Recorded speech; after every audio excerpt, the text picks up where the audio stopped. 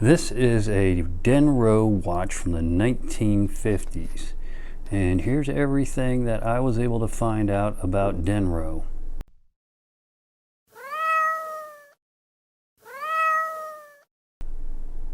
Yeah, there's pretty much no information out there, just people asking questions on different blogs about the company. I just found this watch in my father's drawer, my grandfather's drawer, or whatever, and like to have some information. Really, there was nothing out there, so you can assume it was just kind of one of those companies that kind of popped up for a while, stuck Bosch movements in there, and not a bad looking watch at all. Kind of fancy looking lugs, just round case. You can see that the crystal on this one does have some fissures. You might not be able to. Not bad at all. Acrylic crystal.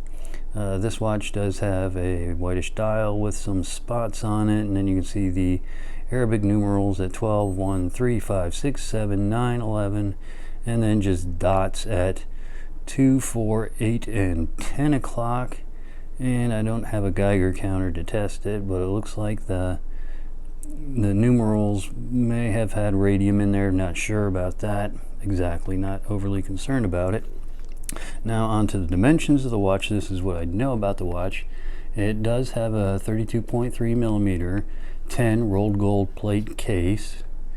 You might be able to see it stamped there. Yeah, it's between the lugs.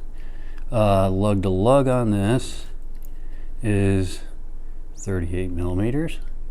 Lug width 16 millimeters.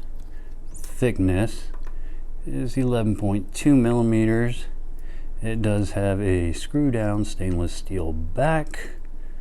Typical information: water resistant, anti-magnetic, shock resistant, stainless steel back. Alright, so if we look inside the watch, the guts, the innards, the disgusting stuff, you can see there, possibly this is an FHF 25 Swiss made movement, 17 joules.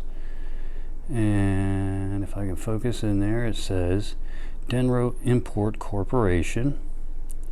This is running at 18,000 vibrations per hour, beats per hour, whichever you would prefer. It does not have an adjustment for the beat on the balance cock, only for the timing.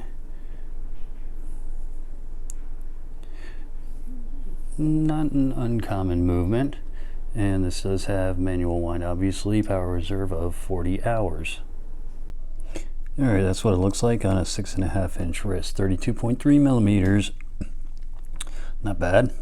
Smaller wrist. And I said 1950s, and the reason that I'm assuming 1950s, well, it's more than an assumption, is because the FHF 25 movement was launched in 1950. So just looking at the style of the watch, it looks like it would have been from the 40s or 50s, and considering that the movement came out in 1950, there's no way it was done in the 40s. So yeah, that's more than an assumption that it was 1950s. And this is, I think, a little bit too classic looking. I guess back then it would have been considered modern looking, but now you look at it, classic looking would be earlier than the 1960s. So yeah, anyway, there is the Denro, I guess, dress watch, 17 joules. It does have an Inca block spring in there. And anyway, there it is. So if you enjoyed this video, click like, subscribe. Thanks for watching, and bye.